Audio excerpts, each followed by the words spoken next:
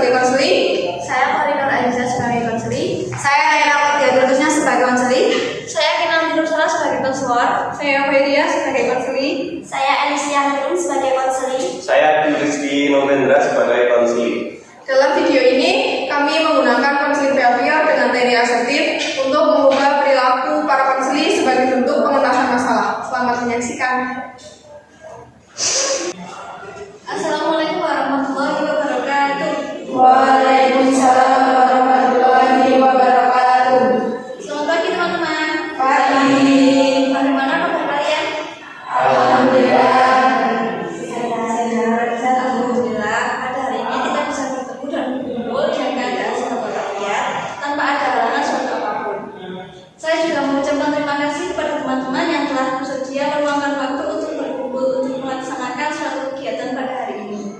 Baik, apakah ada yang sudah tahu di sini kita akan melakukan kegiatan apa? Oke, jadi di sini kita akan melakukan kegiatan konseling kelompok. Apakah ada yang tahu konseling kelompok itu apa?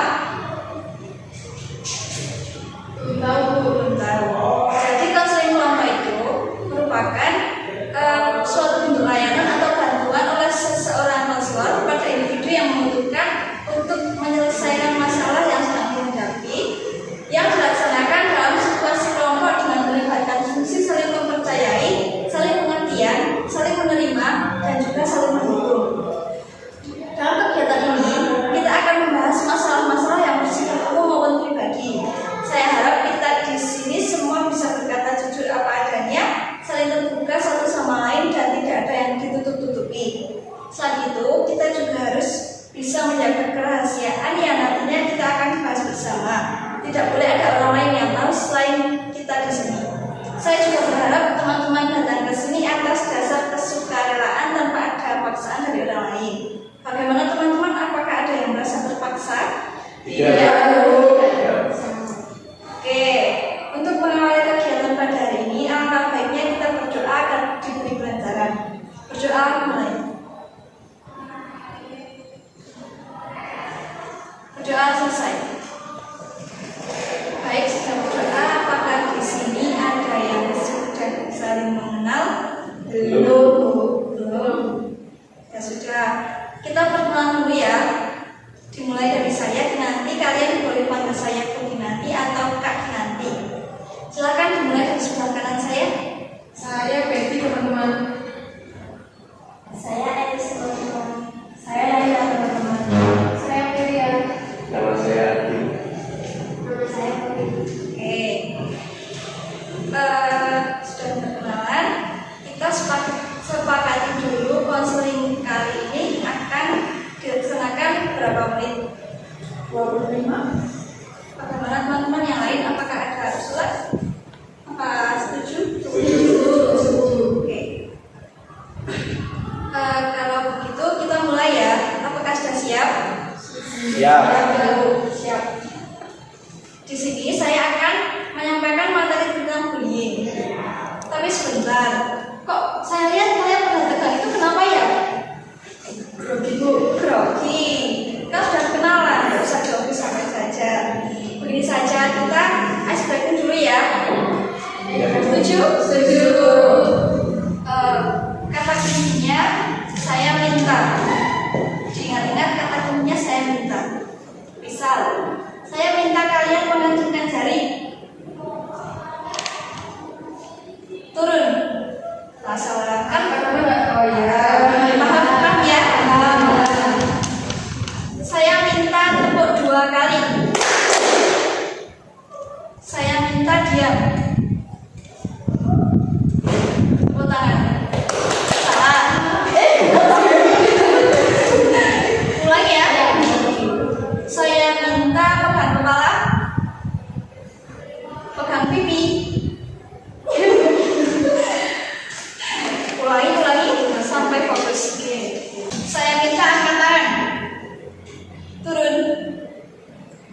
Saya minta turun. Saya minta tepuk tangan. Saya minta permainan ini berakhir. Gimana? Apakah sudah fokus? Sudah. Tepuk tangan kita semua. Gimana? apakah masih grogi?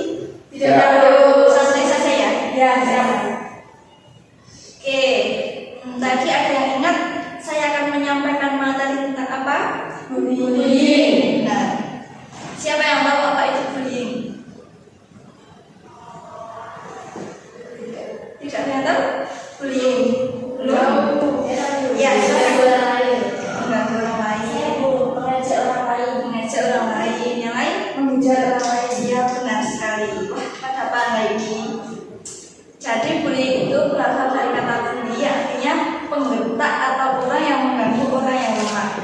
Beberapa istilah dalam bahasa Indonesia seringkali dipakai masyarakat untuk menggambarkan fenomena bullying. Di antaranya ialah penindasan, penggencatan, perkeloncoan, perpalakan, pengucilan ataupun intimidasi. Nah, selanjutnya ada jenis-jenis bullying, itu bullying fisik, bullying verbal, cyberbullying atau elektronik. Kemudian ada bullying seksual. Bullying fisik, apakah ada yang tahu seperti apa contohnya? Saya tahu. Ya, silakan Mbak Hadiah.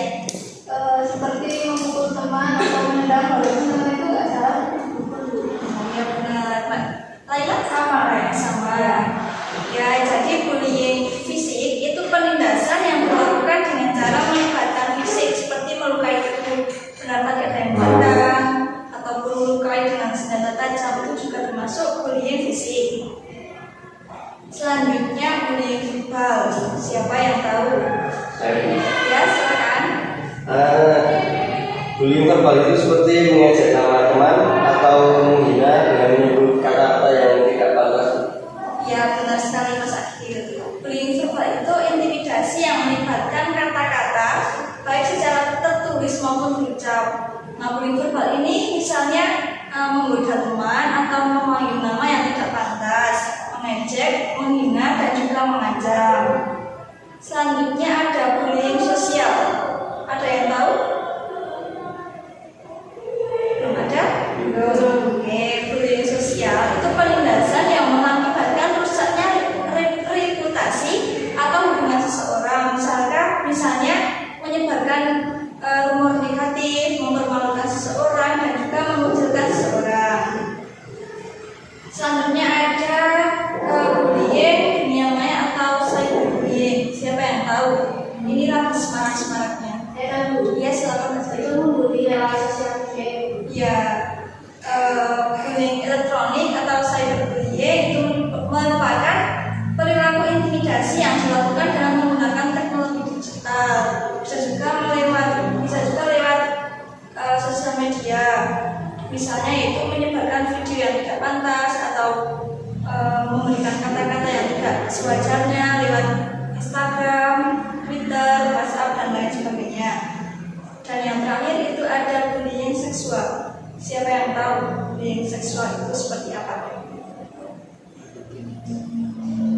Belum ada yang tahu? Oke, jadi misalnya ada seseorang yang mencolek orang lain padahal dia nggak kenal, dan mencoleknya itu di anggota tubuh yang terlarang. Nah, ini juga merupakan tindakan yang berbahaya untuk memalukan seseorang, tadi menyentuh ataupun seperti pornografi seperti itu. Sampai di sini ada yang ingin ditanyakan, teman-teman? Belum. Lanjut ya. Selanjutnya ada faktor-faktor yang menyebabkan bullying. Nah, faktor bullying ini ada beberapa, yaitu dianggap berbeda, dianggap lemah atau tidak dapat membela dirinya. Misalnya dia lemah, saya mau mengejek dia soalnya dia lemah, jadi dia tidak mungkin untuk melawan saya, seperti itu. Dan selanjutnya kurang populer dibandingkan dengan yang lain sehingga ia merasa iri. Jadi dia terus mengejek karena dia itu iri. Seperti itu. Bisa dipahami? Bisa. Selanjutnya ada dampak dari bullying itu sendiri. Nah, dampak dari korban tentunya beragam dalam jangka pendek maupun jangka panjang. Misalnya trauma, marah, depresi, cemas, penurunan prestasi dan juga pemikiran untuk bunuh diri. Itu bahaya sekali ya. Juga kalau bagi si pembuli sendiri berdampak buruk, misalnya dewasa, ia akan melakukan tindakan kriminal dan juga bisa menjadi dia itu menyalahgunakan nafsa. Sampai sini ada yang kurang jelas atau boleh bertanya, silakan. Belum. Oke, lanjut. Selanjutnya masuk ke bagaimana kita cara mengatasi bullying. Apakah teman-teman ada yang punya pendapat atau usulan tentang bagaimana cara kita untuk mengatasi bullying? Pak Jari? Iya. Ya. Harusnya dilawan ya Bu ya. Ya, Tapi kalau dilawan takutnya nanti akan Yang lain mungkin?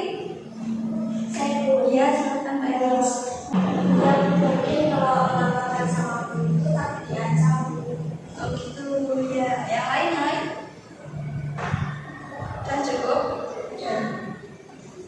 Nah ya, jadi nggak usah takut karena ada beberapa upaya untuk mengatasi bullying, yaitu bicarakan dengan orang yang menurut kalian itu percaya, misalnya guru, teman, saudara, dan juga orang tua. Nah juga tadi yang disampaikan Pak Jori, melawan. Ya dilawan tapi jangan pakai kekerasan. Tunjukkan saja kalau kita itu percaya diri, jangan pakai kekerasan karena itu juga salah. Apakah di sini teman-teman paham atau kurang jelas? Bu, bagaimana kalau mereka mengancam? Ya Bu, takutnya malah tambah rindas. Apa? Mereka tambah membuli kita ya? Iya.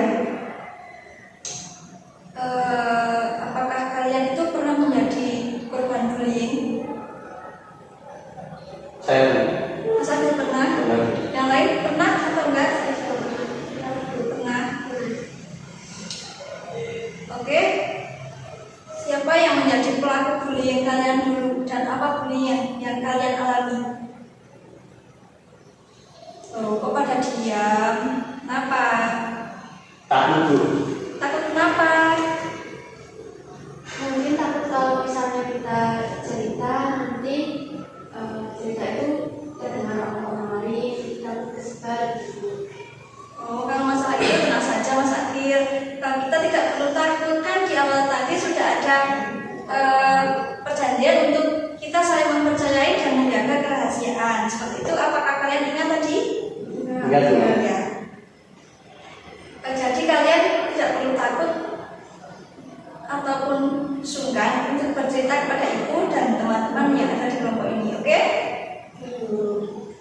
Oke, jadi siapa yang berani untuk bercerita terlebih dahulu? Tapi takut Pak Els masih takut. Tenang saja, santai saja. Kita sama coba berlatih untuk mengemukakan apa yang kita rasakan. Jangan dipendam sendiri, itu bisa membuat Pak Els stres dan juga tertekan. Gimana? Mau mencoba bercerita? Iya Bu. Siapa yang mau bercerita terlebih dahulu? Silahkan. mungkin saya dulu. Ya, silahkan Mbak Sari.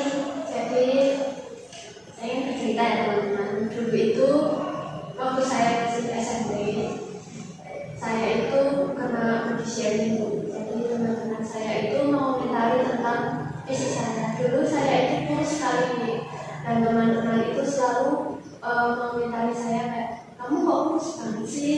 Gitu. Kamu cacingan ya, kamu kurang gizi ya. Mungkin maksud mereka itu bercanda Bu, tapi kan saya menganggapnya itu tidak bercanda.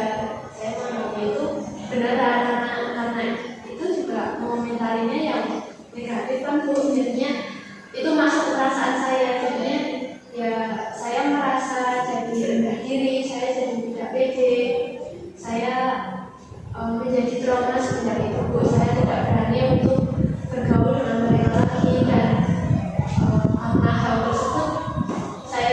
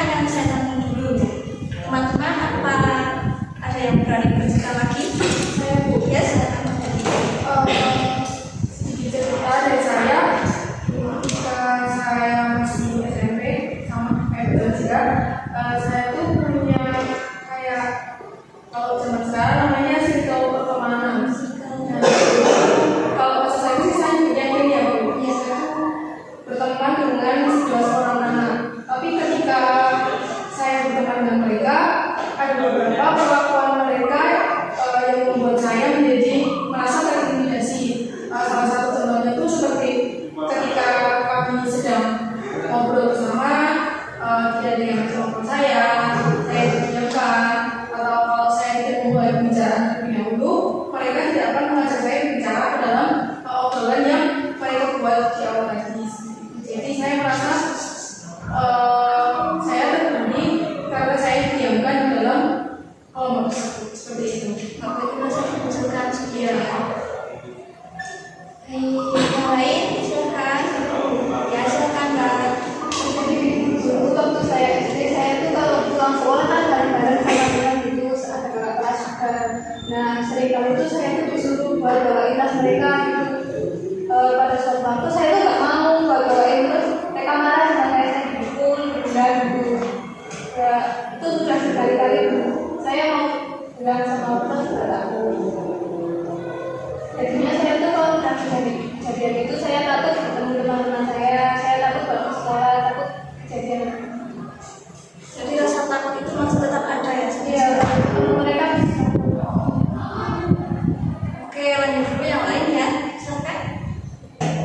Saya Bu. Ya silakan. Jadi dulu itu waktu saya SMP kan nama saya Aida ya. Ya. Terus teman-teman saya tuh kan pada tahu kalau nama saya Aida. Nah terus teman-teman saya tuh kalau ketemu saya tuh kayak nyanyi lay panggil saya si Jabri itu loh Bu. Oh iya iya. Ya, terus itu kebawa sampai SMA. Jadinya sekarang itu saya jadi takut bertemu sama teman-teman yang dulunya pernah gitu. Takut dibully lagi ya Mbak? Iya. Oke, silakan yang lain. Saya Silakan.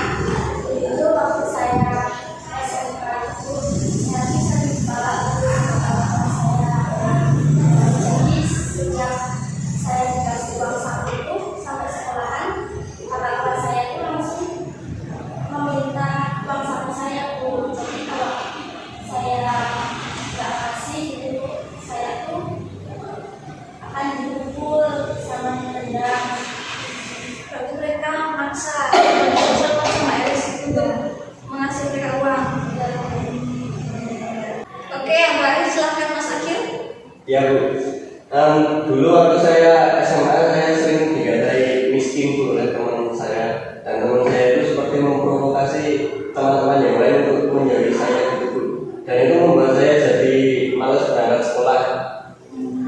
Nah mungkin dari saya atau cerita saya tadi Ibu bisa memberi masukan gitu Bu, dan mungkin dari teman-teman yang lain juga cerita teman-teman yang lain. Terima kasih untuk teman-teman sudah berani mengemukakan apa yang kalian rasakan. Dari cerita kalian ini ada berbagai macam bullying ya, seperti yang sudah saya jelaskan tadi. Misalnya Mbak Coli dan Mbak Laila itu merupakan bullying verbal. Mbak Elis dan juga Mbak Maria itu masuk dalam bullying fisik, sedangkan yang dialami oleh Mbak Betty dan juga Mas Adi itu merupakan bullying sosial. Sebelumnya Ibu mau tanya dulu, apa yang kalian lakukan ketika kalian dibully? Kalau dulu saya itu hanya diam Bu. Saya tidak berani untuk bercerita kepada siapapun. Soalnya kalau pribadi itu bisa. Yang lain apa yang kalian lakukan? Kalau saya ketika saya ya maksudnya dikenal dalam kelompok tersebut, saya merasa sedih. Saya merasa sedih. Saya seperti ini merasa sedih saya. Namun karena saya sudah tidak bisa menahan apa yang saya rasakan, saya coba share ke orang tua saya bagaimana perkembangan saya di sekolah, bagaimana perasaan saya ketika saya diperlakukan seperti itu dengan teman-teman saya. Namun respon orang tua saya hanya suruh membiarkan mereka saja seperti itu. Yang lain? Ya Bu. Ya, Mbak Lia. Saya juga diam Bu. Soalnya kalau mau cerita ke orang lain itu takutnya teman saya tahu terus mereka lebih mengancam lagi. Jadi kalian itu masing-masing ada rasa ketakutan ya harus dibully. Ya Bu. Oke, sebelum saya kasih kalian solusi, saya akan menayangkan sebuah video. Mari kita simak videonya.